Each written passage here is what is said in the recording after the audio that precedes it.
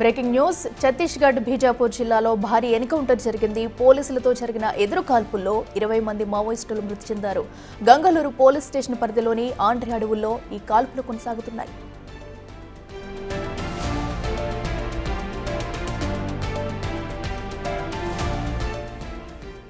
గిదాంశానికి సంబంధించి మరింత సమాచారం మా ప్రతినిధి భాస్కర్ అందిస్తారు. భాస్కర్, చెప్పండి. అటు ఛత్తీస్గఢ్ అడవులైతే మరోసారి భారీ ఎన్కౌంటర్ జరిగినట్టు తెలుస్తుంది. సుమారుగా ఎంతమంది ఘటనలు మృతి చెందారు? అప్డేట్స్ ఏంటి? ఇప్పటికే ఛత్తీస్గఢ్ గంగలూరు పోలీస్ స్టేషన్ పరిధిలో మరొక బీజాపూర్ పరిసర ప్రాంతం మొత్తం కూడా ఒక్కోసారి అభిజిమడ్ అడవుల్లో మావోయిస్టులు వర్తిస్తూ భద్రతా దళాల మధ్య ఒకసారి ఎదురుకాల్పులు కట్టుకోవచ్చు. ఉదయం నుంచి జరిగినటువంటి ఎదురుకాల్పులు సుమారు దశల వారీగా ఫస్ట్ 2 నక్సలైట్లు మృతి చెందగా మరి తర్వాత మరికొంతమంది నక్సలైట్లు మృతి చెందారు. తర్వాత అట్లా ఒకసారి 3 ఇట్లా మొత్తం చూస్తాము. 20 మంది మావోయిస్టులు ఎదురుకాల్పుల్లో మృతి చెందినట్టుగా పోలీసులు జరుగుతున్న నేపథ్యం ఉంది. మృతదేహాలు ఇంకా మృతుల సంఖ్య కూడా పెరిగే అవకాశం ఎందుకు ఉందనేది అక్కడ మనకు తెలుస్తున్న నేపథ్యం. మరోవైపు విలువైనటువంటి ఆయుధ సామాగ్రితో పాటు కీలకమైన పత్రాలు కూడా మావోయిస్టులు దగ్గర నుంచి వాళ్ళ వద్ద నుంచి ఉన్నటువంటి మరికొన్ని వ్యూహాత్మకమైనటువంటి పత్రాల మొత్తం కూడా పోలీసు సైనిక సిబ్బంది మొత్తం కూడా స్వాధీనం చేసుకునే నేపథ్యం అవుతుంది. మరలా ఇంకా మృతుల సంఖ్య పెరిగే అవకాశం ఉంది. ఘటనలు ఇంకా కాల్పులు ఘటన కొనసాగుతుంది. అట్లా అయితే భాస్కర్, ఇంకా అటు మృతదేహాలను వెలికి తీసేందుకు ఎంత సమయం పట్టే అవకాశం ఉంది? అలాగే ఎన్కౌంటర్ కూడా ఇంకా కొనసాగుతున్నట్టుగా కూడా తెలుస్తుంది. ఎప్పటి వరకు జరిగే అవకాశం ఉంది?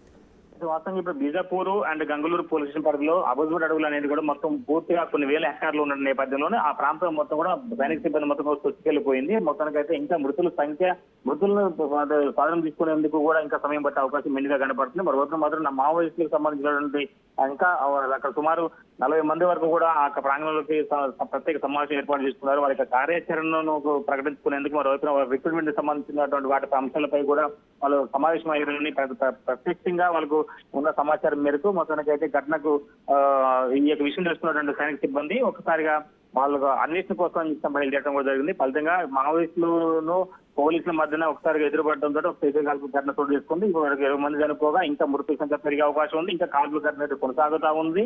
మరోవైపు చూసుకుంటే మాత్రం ఈ యొక్క ఘటనకు సంబంధించి ఇంకా కీలకమైన నేత కూడా ఆ ప్రాంగణం అంటే ఆ సమావేశంలో ఉన్నట్టుగా తెలుస్తున్న నేపథ్యం అయితే ఉంది. అట్లా అయితే ఇప్పుడు మృతి చెందిన వాళ్ళలో కూడా కొంతమంది కీలకమైన నేత కూడా ఉన్నట్టుగా సమాచారం ఉంది. అయితే భాస్కర్, చనిపోయిన వారిలో ఎవరున్నారు ఏంటి అనేది వారి డీటెయిల్స్ అనేవి అధికారికంగా ప్రకటించే అవకాశం ఉందా? సాయంత్రం లోపు మొత్తానికి అయితే మృతదేహాలను స్వాధీనం చేసుకున్న తర్వాత అక్కడ బీజాపూర్ పోలీసులు మొత్తం నేతృత్వంలోనే ఇక ఘటనకు ఎవరు మృతి చెందారు, వాళ్ళకు ఉన్న క్యాడర్ ఏంటి అనే దానిపై, మరోవైపున వాళ్ళకున్న రివార్డులు కూడా ఎంతవరకు ఉన్నదనే దానిపై కూడా స్పష్టత వచ్చే అవకాశం ఉన్నది. ఇప్పటికే విలువైన ఆయుధ సంపదతో పాటుగా కొంత విలువైన కీలక పత్రాలు కూడా మావోయిస్టులకు సంబంధించి కూడా పోలీసులు స్వాధీనం చేసుకోవడం కూడా జరిగింది. అయితే ఇంకా ఘటన కొనసాగుతుంది, కాల్పుల ఘటన కొనసాగుతా ఉంది. ఒకవైపున గంగలూరు అండ్ బీజాపూర్ 2 జిల్లాల 2 ప్రాంతాల నుంచి మావోయిస్టులు సంచరించారనే నేపథ్యంలోనే వారు ఆ ప్రాంతం మొత్తం అత్యాధునిక టెక్నాలజీతో డ్రోన్ సహాయంతో పాటుగా మరోవైపున అంటే నక్సలైట్లు ఎక్కడైతే ఉన్నారో ఆ ప్రాంగణం మొత్తాన్ని కూడా పోలీసులు వాళ్ళు ప్రత్యేకంగా ట్రేస్ చేసుకున్న తర్వాతనే కాల్పుల ఘటన కొనసాగుతుందని చెప్పుకోవచ్చు. అట్లా అయితే భాస్కర్, ఇప్పటికే అటు కేంద్ర ప్రభుత్వం తీసుకున్న నిర్ణయంతో కూడా ఇటు మావోయిస్టులపై దాడిని కొనసాగుతూనే ఉంది. నక్సలిజం అంతరించిపోవాలి అంటూ కూడా. అయితే ఈ ఆపరేషన్ కగాగ్ అనేది ఎలా కొనసాగుతుంది? డీటెయిల్స్ ఏంటి? ఈ ఆపరేషన్ కాగర్ అనేది 2000 అంటే గత సంవత్సరంలోనే ప్రారంభం చేసినటువంటి సెంట్రల్ మరోవైపున కేంద్ర హోంశాఖ మంత్రి అమిత్ షా కూడా మొత్తానికి అయితే 2026 మార్చి నాటికల్లా నక్సలిజాన్ని మొత్తం రూపుమాపేందుకు కూడా తమ ప్రభుత్వం సిద్ధంగా ఉందంటూ ఒకవైపున కేంద్ర బలగాలతో పాటుగా రాష్ట్ర బలగాలు, ఛత్తీస్గఢ్ రాష్ట్ర బలగాలు కూడా సంయుక్త దాడులు నిర్వహిస్తున్నాయి. అత్యాధునిక టెక్నాలజీ అంటే మావోయిస్టులకు సంబంధించినటువంటి మొబైల్స్ ద్వారా కావచ్చు, లేదా వాళ్ళ ప్రత్యేకంగా వాడే వాకి ట్యాంకుల ద్వారా వాళ్ళ సిగ్నల్స్ ని మొత్తం డీకోడింగ్ చేసుకుంటూ వాళ్ళు ఏ ప్రాంతంలో ఉన్నారు, ఏ పొజిషన్ లోకి వస్తున్నారనే దానిపై కూడా వాళ్ళకు ప్రత్యేకంగా స్పష్టత వచ్చిన తర్వాతనే ఈ యొక్క అత్యధిక టెక్నాలజీని అమలు బదులు ఉన్నటువంటి టెక్నాలజీ మొత్తం కూడా సైనిక సిబ్బంది వాడుకుంటుంది. ఫలితంగానే వాళ్ళ యొక్క ఉనికిని ఎక్కడున్నా సరే వాళ్ళని పసిగట్టే విధంగా వాళ్ళపై దాడి చేస్తూ వాళ్ళని మొత్తానికి అంతమంది ఇస్తున్నారు.